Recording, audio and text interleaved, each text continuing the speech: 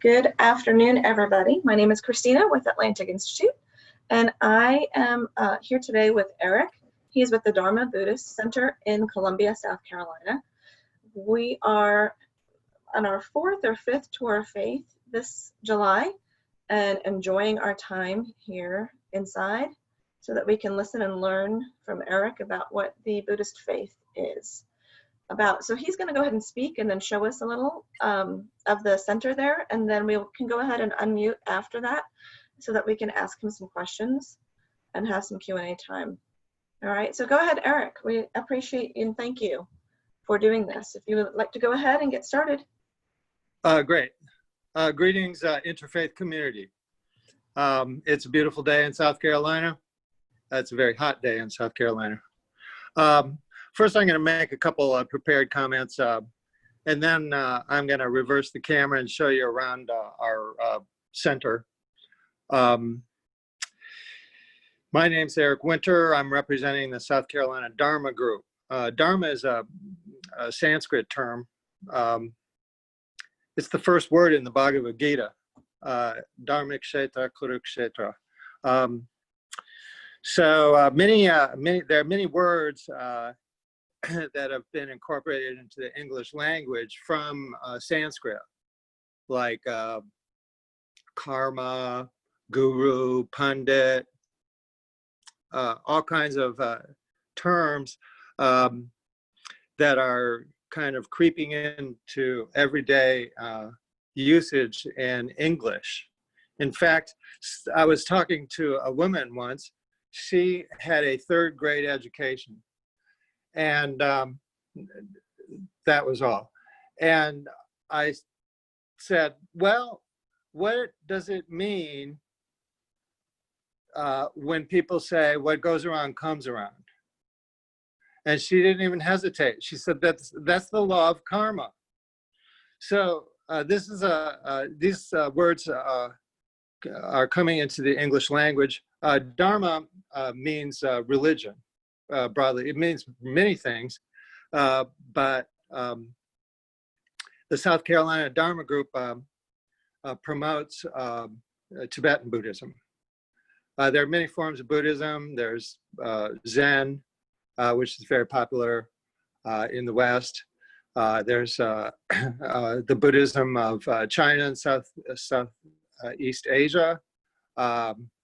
Many different types of Buddhism. In Tibet, there are 4 schools of Buddhism. The Geluk, which we represent, that's headed by His Holiness the Dalai Lama, the 14th Dalai Lama of Tibet. There's the Kagyu school, Shakya and Nyingma school. So even in Tibet, there are 4 different types of schools, major schools of Buddhism, and there are many smaller groups. For example, there's an expression in Tibetan parts. It says every valley has a lama, and every lama has a teaching.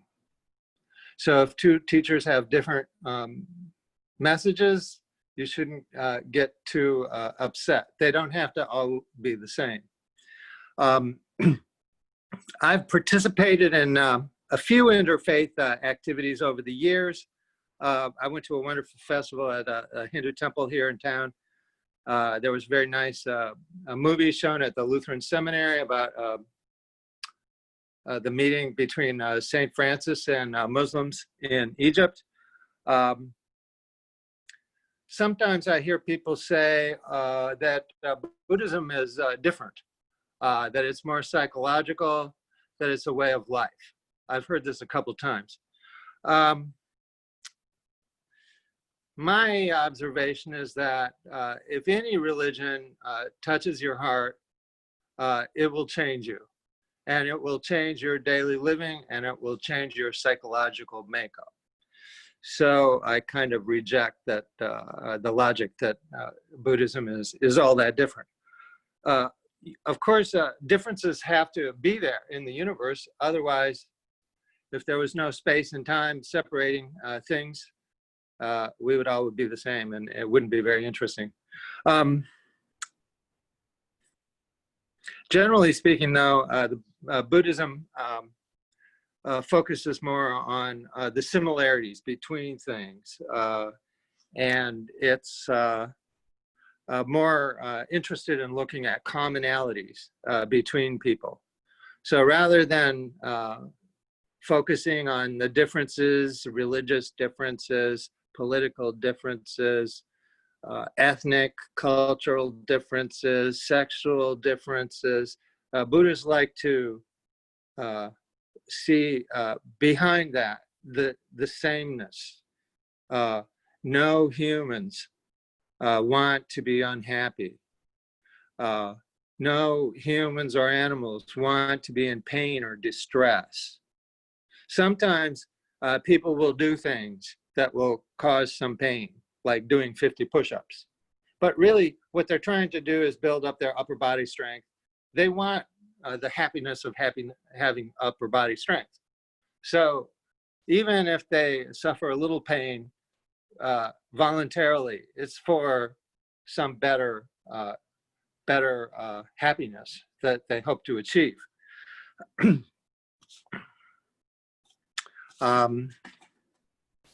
So it can be confusing and even overwhelming if you look at all the differences between people. I would say that really the most important thing for people is other people. If I give $1 billion to you, you might be happy and say, oh, I'm gonna buy the latest Apple phone, and then I'm going to talk with all my friends. And I'm like, no, you have to have your $1 billion and stay on a desert island. That $1 billion would not give you much happiness. So really, the desire for mutual recognition, that is a spontaneous, uncontrived, unmediated quality of humans. And if you have a cat or a dog, you might include them too. They seem to look to their owners. And you can tell when your cat or dog is happy or unhappy. Our teacher in Charleston, his name is Geshe Dakpa Tupgal. He often says the point of Buddhism, a Buddhist practice, is not to be a better Buddhist. The point of Buddhist practice is to become a better person. I was lucky enough once to see His Holiness the Dalai Lama speak in Atlanta, and this was about 7 years ago. And there were about 6,000 people in the audience, and someone asked the question about how to spread Buddhist philosophy in the West. And it was interesting. His Holiness waved off the question, and he said, there are more urgent and important things to do in this world than promote Buddhism. He's like, if we want to survive on this planet, we need to learn how to live together in harmony and peace. We need to take care of the environment. And then his exact words were, Buddhism is just for Buddhists. So I think that that is generally the spirit that a lot of Buddhists have. They tend, I don't hear many Buddhists bragging that we have the best religion. Now, once His Holiness, in one of his books, he commented that when he was 6 years old, he was so proud that he belonged to the best religion, kind of suggesting that it's very naive. He was a naive 6-year-old. So I would say that really the impulse of most religions is very similar. And I am grateful for forums like the Atlantic Institute where people can have equal status and there's open space for dialogue.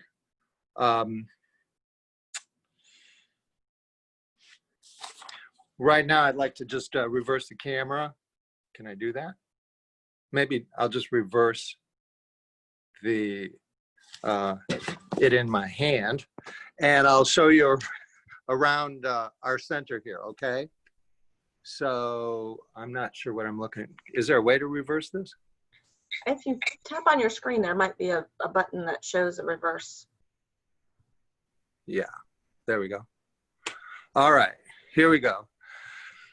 The first thing you might notice here is that it's a very cramped little space. And that's because our center here was once a detached garage. There was a Model T Ford right there. And later on, I pulled in an Audi and I pulled out the turbo unit and replaced it right there.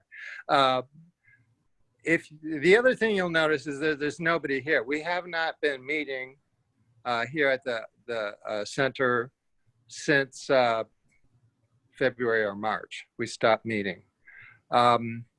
You'll see we have a small library over there. There's about 250 books. Here we go. They're by 250 authors. So we don't say one person has all the answers. We prefer the many different perspectives on Buddhism. Another thing you'll notice around here is on the walls you see all of these images. These are called thangkas. And the thangkas are images of various enlightened beings, like the Buddha, the historical Buddha right here. I'm going to get a close-up. These are all hand-painted. We have one thangka, which is an applique. It's not painted, it's strips of cloth. This is a female Buddhist. I'll tell you the story about her in a minute. But these are strips of silk, and they're sewn together, and they create this image. So a thangka is meant to be, oops, I'm shaking, is meant to be portable. These things roll up. Here, watch, I'm gonna start rolling it up.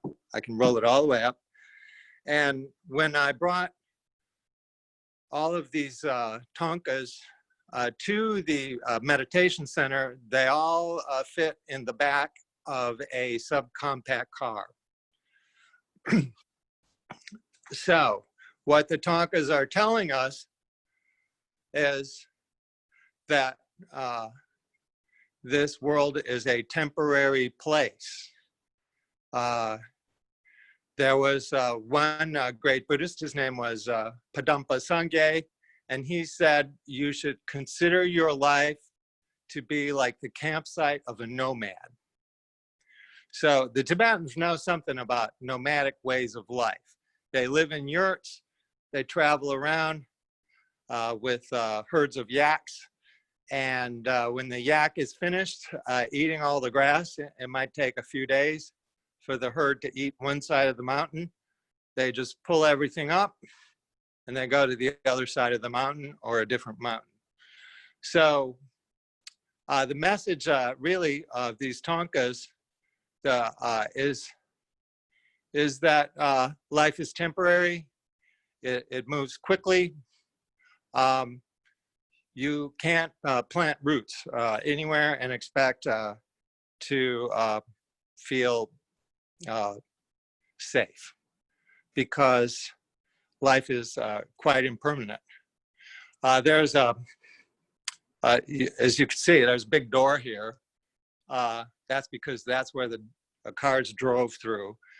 This is a door hanging, and this is a a design you see all over China, all over the not the Middle East, the Far East. It is the endless knot. So the endless knot doesn't have an ending. It just goes around and around and around. There's no loose ends. You see this design in carpets, on walls, everywhere you go throughout many parts of Asia. And the idea is the interconnectedness of everything. Nothing is like out there separate. Everybody is interconnected. That is what the coronavirus is teaching us right now. We may say, oh, those terrible bats, they are not like us. They hang upside down in the dark in caves, and then they come out, they look like rats, or something like that. But the fact of the matter is, those bats have babies. There can be 500 babies in a very small space. Builders in South Carolina know a lot about bats. And if there's 500 babies squeaking, the mother can come, she can pick out her baby from 500 in maybe a 2 square foot space. She'll hear her baby, she'll pick it out, she'll take it and breastfeed the baby. So the bats really aren't so much different than us. And it appears that maybe we got some virus through bats. But in any case, the point is, we're all connected. We are not separate from these bats. Here's an image of a medicine Buddha. We have a couple of these, but this is the only one we could fit. You'll notice the medicine Buddha is blue. Kind of an intense blue. Now, many Hindu characters in Hindu religion, like the god Krishna or Vishnu, they are blue. I believe Shiva had a blue neck. I don't know what a more expert Buddhist could tell you what the blue stands for. But the Buddhists say that whoever is sick and ill in this world, may they quickly be freed from their ailments. Whatever diseases there are in the world, may they never occur again. So that's a rather grand emotion, but if you're going to have an emotion, why not make it a big emotion? If you're going to say, I don't want that person to suffer, you might as well just say, I don't want anyone to suffer. This next image, which I just showed you a few minutes ago, this is the female Buddha, Tara. The story of both of these Buddhas are what you would call not historical Buddhas. That is, that we can't say, oh, she was born in 502 AD. Many of these other persons we can put dates on. But the story of Tara is that she was lived on a different planet, very far from this planet, and there were Buddhists there.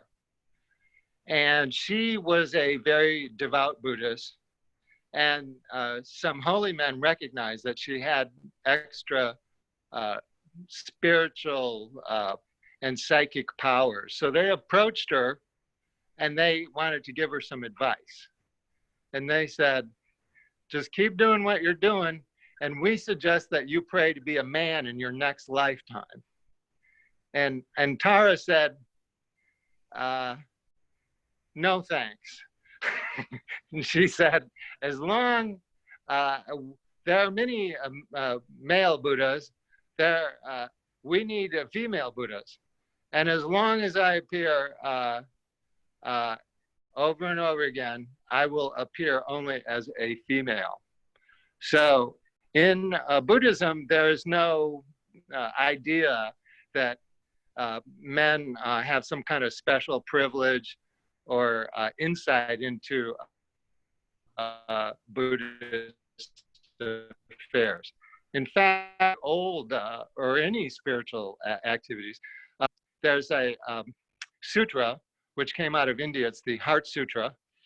And in the Heart Sutra, there's a description of the Buddha sitting with two other advanced Buddhists.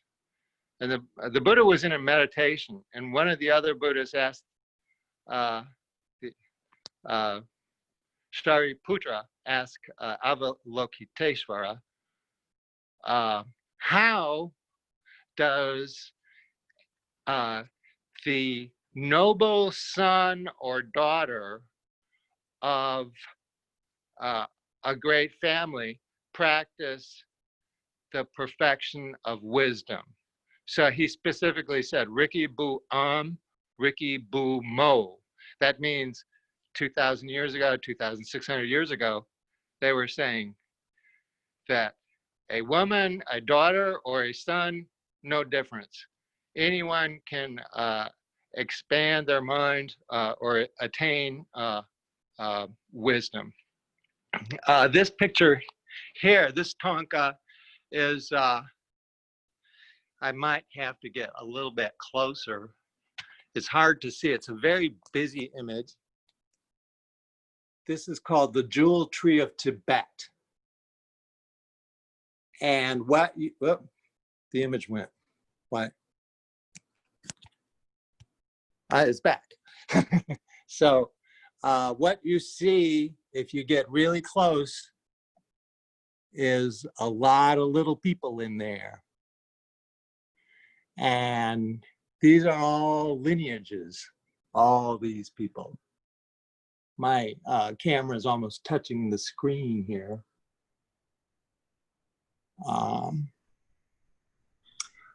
So yeah, we can still see it. So that was very interesting. I know it has to get super close. Yeah, you'd have to get really close. There's the tree down there. So it's a tree, the jewel tree. And there's a great scholar, his name is Robert Thurman. He is the father of Uma Thurman, by the way, the star in Pulp Fiction, and the actress. And he is a highly respected scholar of Buddhism. And he was talking about this. He called it the mentor deity tree. In other words, anybody who's a teacher and you have respect for, you can, in your mind, you can put them in this tree. He even mentions secular humanists. He said, you can put the secular humanists in there, you know, like Sam Harris, if you want, you know, or someone, they don't have to be any teachers. So when you recognize a teacher and honor a teacher, you're cementing the wisdom of the teacher in your own heart. You're saying, yes, I recognize that person, she has wisdom, and by pointing or acknowledging her wisdom, it causes wisdom in your own heart to increase. I'm going to move over here. I'm going to just move along here. This is a traditional Buddhist altar, Tibetan Buddhist. Again, the whole idea is this whole thing can be packed up and put on the back of a yak, and you move away. You can go wherever you like. What you see, if we look closer, is the kind of things you might see. For example, like in a Catholic church, there's incense, flowers, some incense back there, candles. We have bells, gongs. Here's a gong. So the point of the gong is to wake your mind up. And the point of the altar is to invite all of the enlightened beings into your presence, and then to offer them incense, flowers. I often put a little cookie right there, right here. But so the main thing is that enlightened beings don't need our incense, but we need their teachings. So it's good to acknowledge that we have honor and respect for the teachings of these various lines of Buddhism. Here's another female Buddha here. This is Green Tara. Green Tara is very central to Tibetan Buddhism. All four schools of Tibetan Buddhism chant the 21 Taras. Now,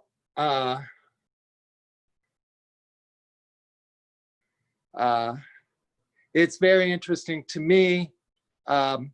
Much of Buddhism was originally written in Sanskrit. And then it was translated into Tibetan. And believe me, this all occurred around 700 AD, 600 to 700 AD. One of the three Dharma kings of Tibet sent a group of scholars into India, and he said, I want you to go down there, learn how they write, and then I want you to bring it back so that we can have books and we can have writings. You see, the human race has not always had writing, and the Tibetan king could see the Persians have script, the Chinese have scripts, the Indians have Sanskrit. Why don't we have anything to write on? In fact, there are around 5,000 languages in the world. Only 200 of them have scripts. So many Eskimos, many Amazonian tribal people, they don't have books or written ways to write down their histories. In Africa, and also in many parts of Asia, there are professional reciters. In Africa, they were called griots. They're mentioned in the book by Alex Haley, Roots. And the griots would memorize long histories and they would recite them. How are we doing on time here?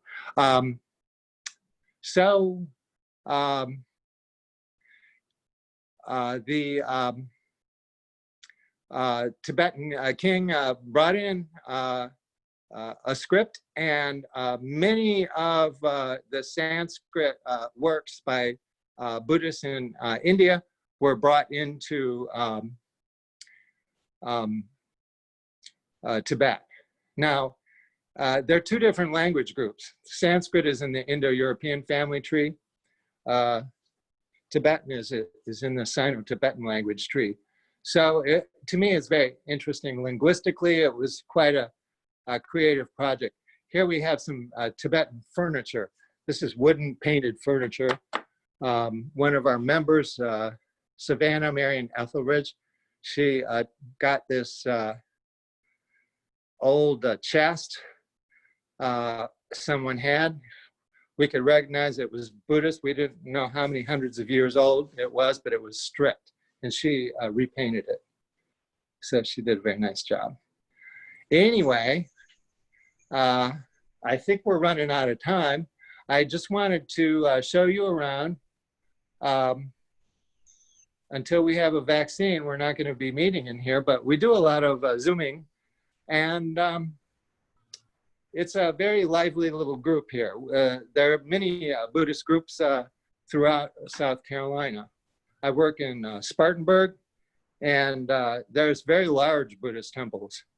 One's a Cambodian temple I go to, and another one is Laotian. So there are pockets of Buddhists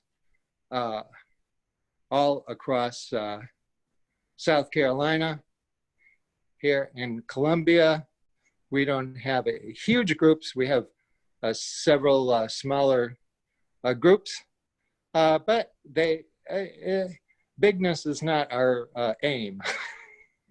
So we are interested in quality and not quantity.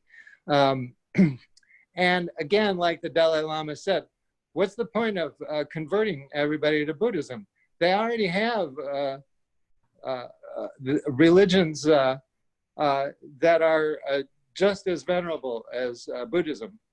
So our focus is really not on convincing people that we have the best religion. Our emphasis is on recognizing that we are part of this rich culture of religion that humanity has. Anyway, I think I'm running out of time. Are there any questions? You're doing great, and we can go ahead and move on to some questions. So if you'd like to go ahead and raise your hand if you have a question for Eric. We have Mustafa. Go ahead, and then go ahead and unmute, and go ahead, and then we have Shayla after Mustafa. Okay, thank you for this beautiful talk. I'm sorry if I missed at the beginning. I couldn't attend from the beginning. But so what do Buddhists believe in afterlife? Like what happens when you die? That's my first question. And the second question is, what is the difference between Hinduism and Buddhism? Okay. Thank you, Mustafa. Well, first of all, the Buddhists don't all agree on one thing. There are many different schools of Buddhism. But generally, the Buddhists are similar to the Hindus in that they believe that there's continuity of consciousness after life. They don't believe that you just die and that's the end. They feel that human consciousness carries on, and many Buddhists believe in reincarnation, the idea that you die and that you are attracted to another body, something that you are very interested in, and then your spirit goes to that place. So I might be reborn as a bird. I might be reborn as a porpoise because I like to scuba dive. The highest birth is that we can achieve is the birth of a human, because humans have big brains and they have language and they have ability to communicate, and that offers us more opportunities for enlightenment. So that's number one, is that many Buddhists believe in reincarnation, and they recognize, they'll sometimes say, oh, I think this person used to be another person who lived and died in the 1970s. So that is a peculiarity of Tibetan Buddhism, but it's shared with the Hindus. Now, the difference between Hinduism and Buddhism is a little more subtle. The Buddhists have some subtle philosophical differences from the way things are looked at in some Hindu texts. For example, in the Bhagavad Gita, there's a sloka that talks about being reborn over and over again. And the word for body is deha. And the word for another body is dehantara. So they say you go from this body to the body of another body, like from a baby's body to a young person's body. Then you go to an old person's body. Then when you die, you go back into a baby body or a young body. So, of course, not all Buddhists subscribe to this, but most of them do. Now, the differences are kind of a little harder to actually put your finger on. But perhaps one of the differences is that, let's see, Buddhists are more inclined to say that they're a little bit less theistic, I guess you would say, than Hinduism. So instead of saying there are many gods, they say that really the wisdom of the human race comes from humans. And so we recognize humans who have done great things. Let me see if I can reverse this camera. There we go. Does that answer your question? Yes, and well, okay, I'll let other people ask more questions before I go to next one. Okay. Oh, no, go to your next Okay. question. I like those questions. Is there a way to know like who you were or what you were before, like, or your before life, if that's the right word? Or is there a way to know, like, if I see someone, oh, this guy must be someone lived or something lived 30 years ago or something? Or, oh, yeah. So there is that funny experience called déjà vu, where you say, I think I was here before, but you know for sure you were never there before, but you have that strong feeling, okay? That may be located somewhere in the brain, and it may be a neurological part of the brain. However, the Buddhists tend to say that no, you can sometimes recognize your previous lifetime. It's easier if you're a child than an adult, because as you grow older, your mind becomes cluttered and you become farther away from the previous life. But generally, the idea is that we really can't access our previous lives unless we have really tremendous spiritual powers. Now, Buddha himself traveled around for 50 years speaking to large groups of people, and he told many stories about his previous lifetimes. He told a story about being a bird. He told a story about being a hunter, a story about being an elephant, and so on. So there are many stories that are called Jataka stories. And if someone is very spiritually advanced, they might be lucky enough to recall their previous lifetimes. I'm not that advanced. I can hardly remember last week. Very good. Thank you. Thank you. All right. We have Shayla that has a question. We have Shayla, then Sarah, then Akif. Yeah. Oh, okay. Hi, Sheila. I was in Patiala, and I saw a in the palace there. I don't know what you would call it, but it was like half man and half woman, like Ardhanari. Oh, yeah. Buddha. Did you see that? Yeah, I'll show you one right here, actually. Would you call it a Tara or a Buddha? They call Tara also Buddha. You have a female Buddha there who is a Yes. female, and she looks over the your school there in Patiala. Right over the on the right side there is a big window, and there are people studying Buddhism on the other side. Oh, yeah. Yes, I think you got it right. I think there are many different images of Buddha. Some of them, here, I'll show you one right now. Let's see, here we go. Shall I just, I'm a Hindu. Oh, yeah. Yeah. So in Hinduism, Buddha means realized. And That's so, exactly right.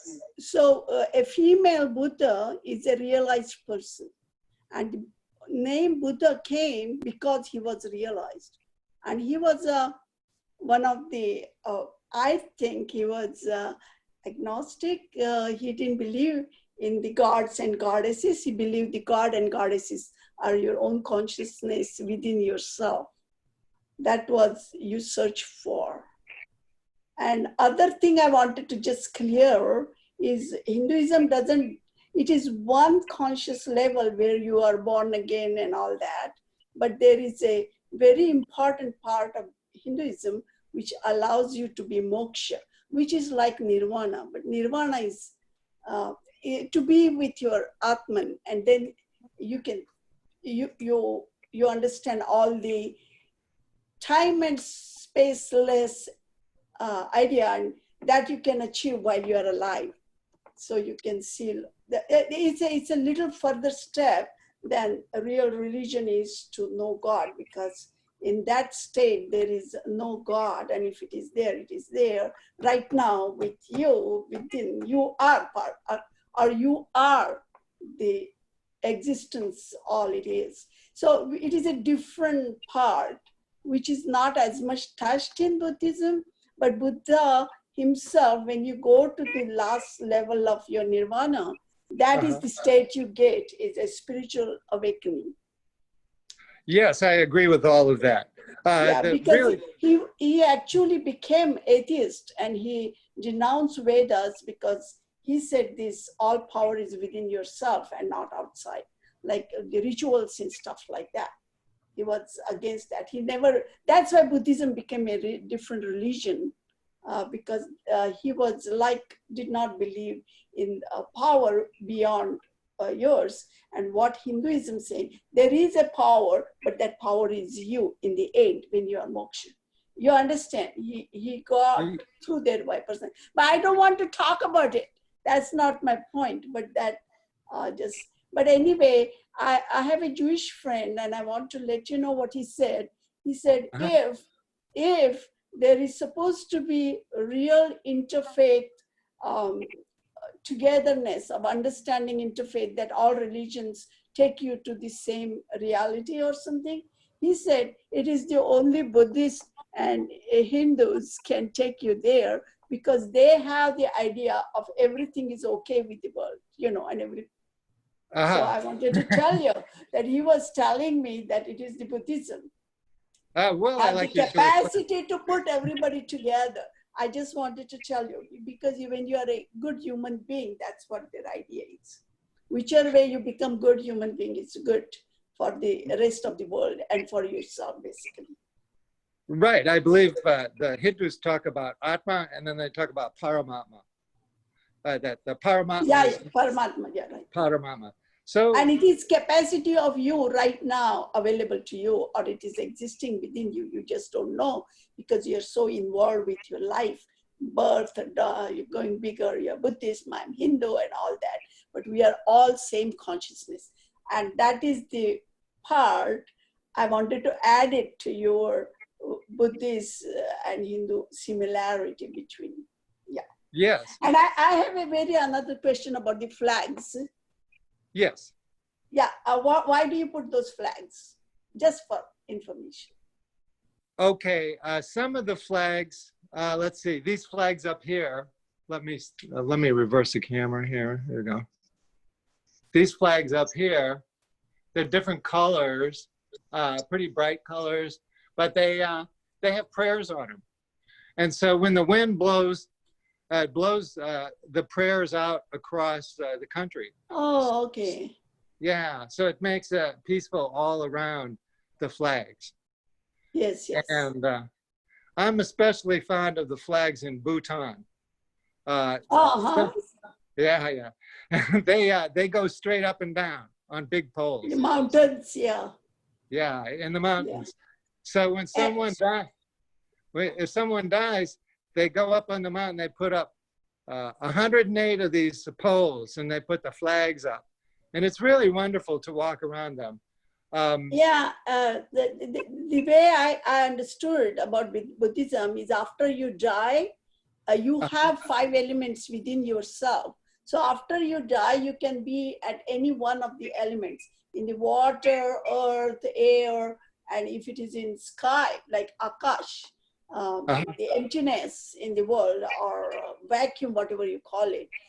they put it on the mountain because that spirit goes to mountain. So the body also goes to mountain. And there is a fire, so they cremate it. You may see a Buddhist which is buried if he goes to the earth element. And I don't know how they decide about it, but I saw that in Tibet. Oh yeah, the Buddhists and the Tibetans have been sharing techniques and meditation techniques and mantras for hundreds of years. Yes, yes. Believe. Right, Which is wonderful. let's go on to, Sarah had a question, and then Keith, I know, had a question. Sarah, if you can go ahead and ask your question. Thanks. I was just wondering about the tonkas and what they're used for. Are they considered sacred, and do you worship them in any sense, or are they more of a learning tool? Well, that's very interesting question. We kind of, the way I look at them is that, here, I'll reverse the camera here, is that they're just beautiful works of art. They're painted by people who are specially trained artists, and they're carried around, and they're used to remind us, really. Themselves, they're just pieces of cloth. Okay, so they're not imbued. If they're imbued with anything, it's that we look at them and it fills our hearts with some kind of peace. But it's not like they're similar to the American flag. If you have an American flag and it gets old, you don't just use it to wrap up the fish. You take the flag and you dispose of it in some respectful way. Okay, so that's just a flag of just a country that really hasn't existed for very long. So these, in a similar way, these tonkas are looked at again when we kind of come to meditate, and we have a bunch of people meditating in here. What we do is we invite all of the enlightened beings to come. We don't say, oh, here, they're already here. We say, no, please come. And then as far as like I said, they're like a beautiful artwork. But when the Buddhists sit down to meditate down here, they close their eyes. So really, sometimes, like if you go to a Zen temple, they don't have all this artwork. They just have a blank wall, and you sit down and you meditate in front of a blank wall.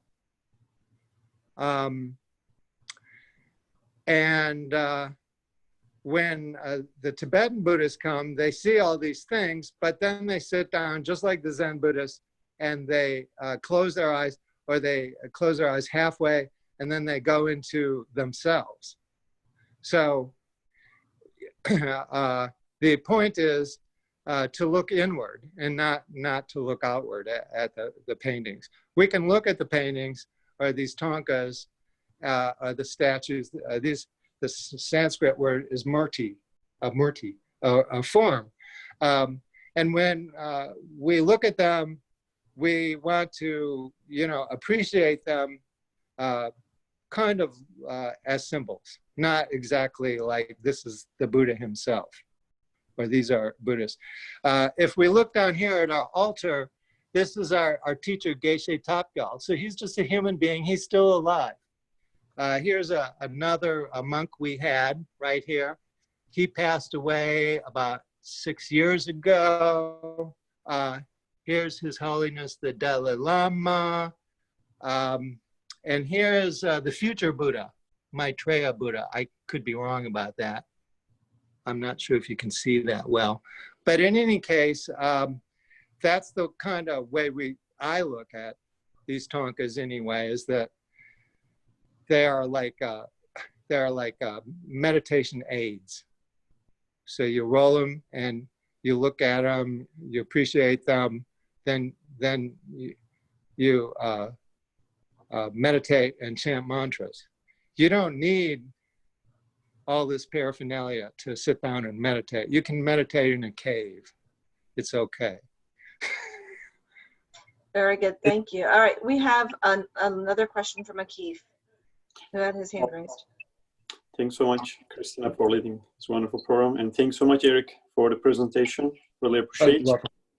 I have a question about the existence of God. Is Buddhism considered to be a monotheistic religion? And also, do you believe in hell? Okay. Heaven? Is there any ability of life? Those are all kind of questions, maybe in tying each other, if you can address those questions. Thank you. Sure, sure. Well, the way the Dalai Lama puts it is that he says, well, there's two types of religion. There's the theistic religions, and then there's the non-theistic religions. So if you want to make a distinction, you can say there's religions that say, you know, there's one God, and then there are religions that say there are many gods, maybe like, for example, maybe Hinduism, although some Hindus would say Vishnu or Shiva is the ultimate. However, in Buddhism, it's more non-theistic. Instead of saying there's a God, we say that here we are, this is the world, and we're in it, and there's wisdom, and we can access that wisdom. Like the other woman was talking about moksha or nirvana. Now, as far as the Buddhists tend not to argue too much about a God versus no God.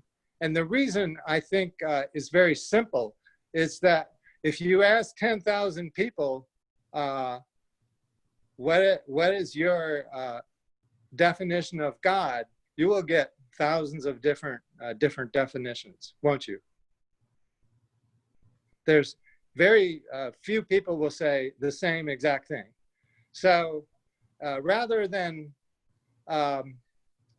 say, oh, there's a God or there is no God, the Buddhists prefer to say that there's wisdom.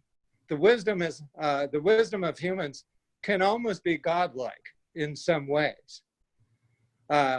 We can see things very far out into space with terrific telescopes. We can use scanning electron microscopes and look and see what the shape of a coronavirus is. So we don't like to denigrate human intelligence. We like to say, yes, humans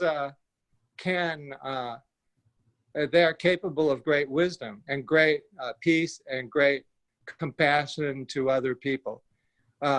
So I guess to answer your question, I would say that Buddhism doesn't specifically say there's a God.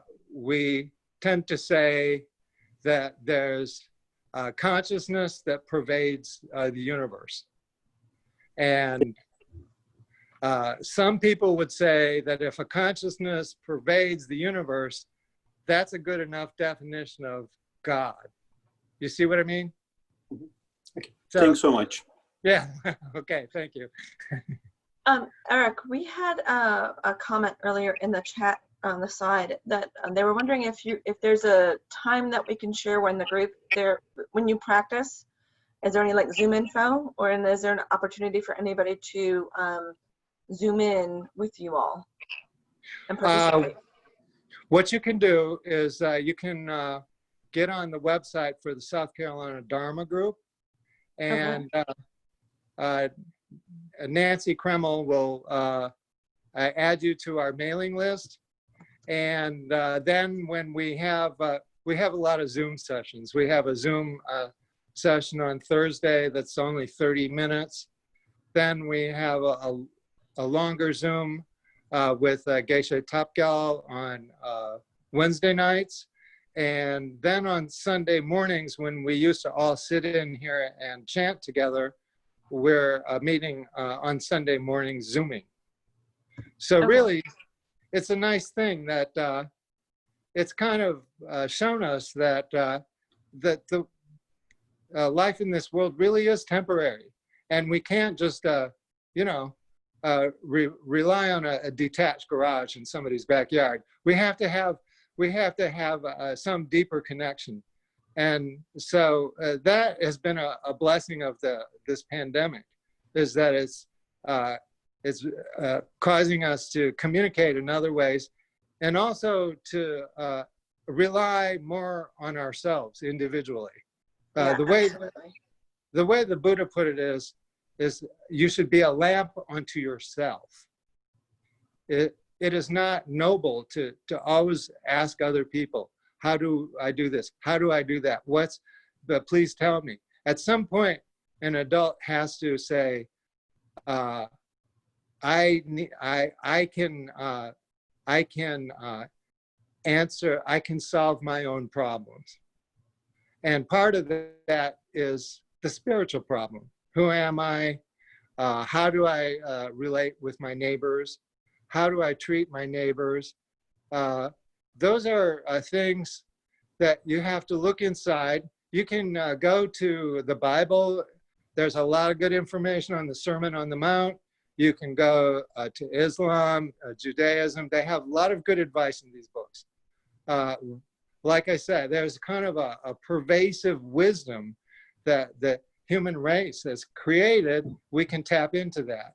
But ultimately, the Buddha said, you have to look deeply into your own heart and establish your own, only you can achieve peace.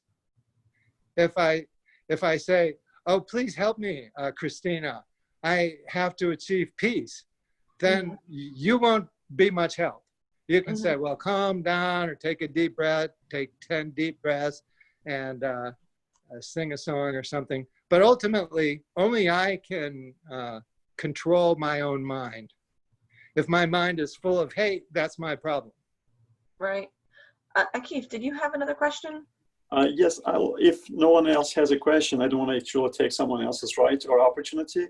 But I have another follow-up question. As you said, Eric, the emphasis on the life is temporary. As a Muslim, I'm a Muslim, and this is an emphasis in Islam too. The life is temporary. I think your analogy of nomad, like you are kind of traveler, is the same similar way in Islam. You are a kind of traveler. So therefore, do not attach your heart and life to this world so much is part of Islamic understanding and emphasis. So, but the kind of here for the Muslims, once you acknowledge this life is temporary and really not much emphasis on it, so that's kind of in one way heartbreaking, because you want to take the pleasures, a lot of fun, a lot of opportunities. The way that you kind of see the opportunity as a Muslim, you say, okay, it's temporary, but after the death, there is a beautiful life waiting for you. It's like so eternal happiness if you do well, basically, not guarantee, but if you do well and comply with the God's rules, then you will have the opportunity of eternal happiness in the heaven.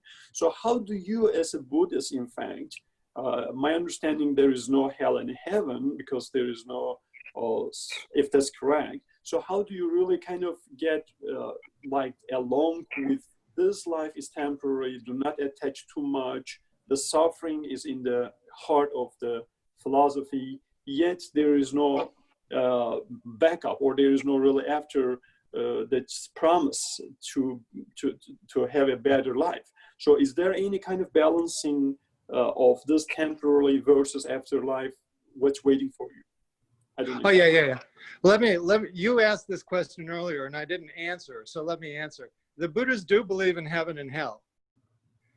They say if you are a really bad person and you are continuously engaged in conning other people, committing crimes, you're careless about other humans, then when you die, we have no control.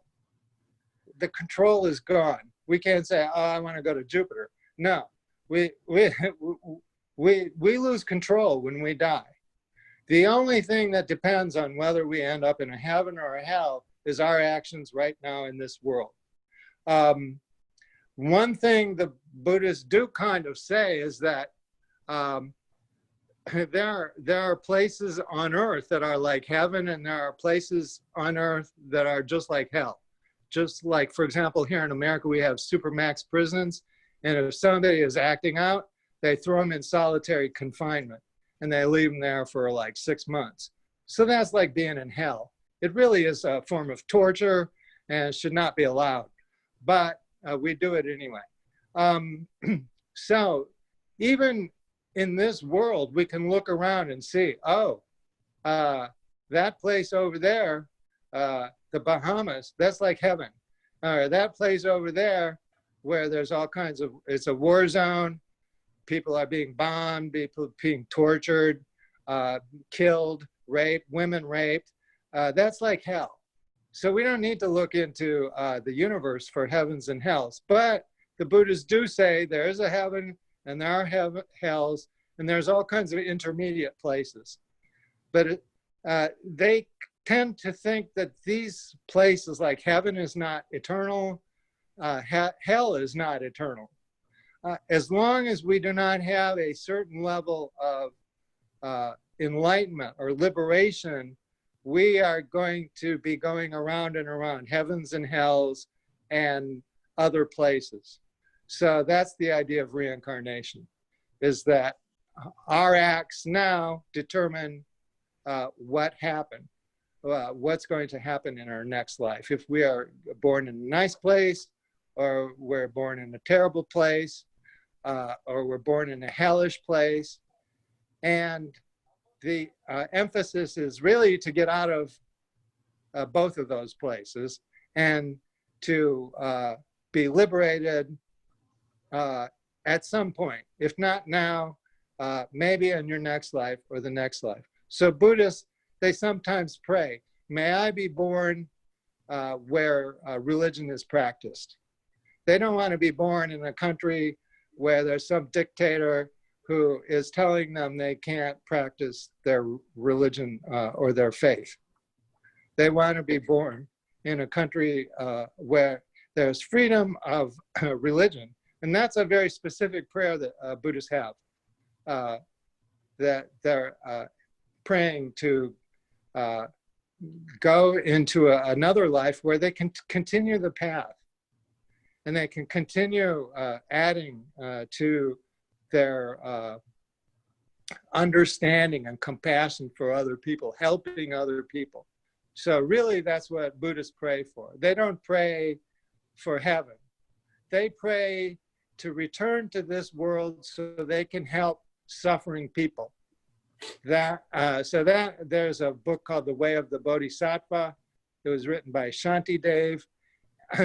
It was written in Sanskrit. It was almost instantly translated from Sanskrit into Tibetan, and it was widely disseminated throughout Tibet. But the notion that there are like lots of descriptions of heavens and hells in Buddhist teachings. But Buddhists say, for me, I want to return. As long as there are people suffering in this world, I want to return and work for the benefit of all humankind. It would be not, heaven is a nice place for a little while, but really the work, the hard work that needs to be done is right here on this world. There are plenty of people suffering. There's plenty of scarcity. There's plenty of inequality. There's plenty of unhappiness. So we have a lot of work to do. We shouldn't be bored, you know? Thanks so much, Eric. Thank you. Thank you. I know Sandy had her hand up earlier and then I didn't see it. Now it's back again. So if we could just get this last question from Sandy, and then we're going to go ahead and end because we're a little bit over an hour. I don't want to keep everybody much longer. So Okay. Go ahead, Sandy. Thank you, Christina. My question, Eric, is for your specific type of Buddhism, are there women who are monks as well as men, like there are in others? Yes, we just had a 2-day retreat session with an American nun. She was a Buddhist nun. She lives in it's called Srivasta Abbey, and it's in Washington State, or maybe I'm wrong, maybe it's Oregon. But anyway, it's in the Pacific Northwest. And her name was Chuni, Venerable Chuni. And she zoomed into Columbia, South Carolina, and we had about 15 people, and they spent about 2 days hearing the teachings of this American nun. She's a Buddhist nun. If you go into Buddhist countries, there are many nuns and many monks. So there's many monasteries, and they're either full of men or they're full of women. And so Buddhists will accept teachings from a woman just as happily as from a man. Good, thank you. I know up in Hendersonville, there's Panavati Bhikkhuni and Panadipa Bhikkhuna who are teaching there at Yes. Heartwood and doing very good work. Yes, and I've heard there's some female teachers in Greenville with large Buddhist groups. I have not been to them, but I've seen them online. So there are plenty. I would say really Buddhism and Buddhist philosophy attracts a lot of attention from women because we try not to be sexist or any of those things that create anger or hostility towards other people. We pray that we want to achieve equanimity, free from attachment and anger that holds some people close and other people's distant. So we don't want to say, oh, he's a black man. He is different than me, a white person. Of course, they have different realities and different, of course, there are differences, again, but the similarities are much more compelling, you know. So we're back to where we started from, similarity. We're back, yes. So the similarities are the important thing, that we all, I can look into the eyes of another human being or another animal, and I can feel that connection. It doesn't have to be it doesn't have to be another Anglo hetero guy. It can be anybody. And that is really kind of at the heart of Buddhism, is to recognize that we're all similar and we're all kind of together. Thank you. Yeah. Yes. Thank you. Great questions.